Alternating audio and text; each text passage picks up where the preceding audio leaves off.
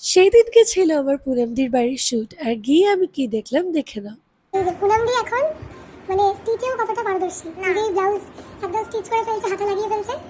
শুধু মেকআপে নয়, দিদি সব কিছুতেই একদম একদম ঠিক বলেছে।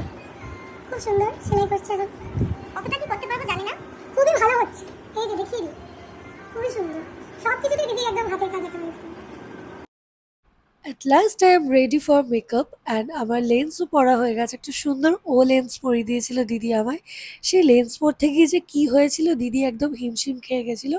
তাও দিদি মিষ্টি করে আমায় সাজিয়েছে, কতটা সুন্দর সাজিয়েছে তোমরা দেখে জানিও। পুনমদের মতো বড় মেকআপ আর্টিস্টের কাছে সাজার সৌভাগ্য আমার এত তাড়াতাড়ি হবে আমি একবারও ভাবিনি। লুকটা কেমন লাগলো অবশ্যই জানিও, আর অবশ্যই পুনমদের ইউটিউব চ্যানেলটাকে সাবস্ক্রাইব করতে ভুলো না, সাথে আমাকেও সাবস্ক্রাইব করতে ভুলো না। টাটা, ভালো থেকো সবাই।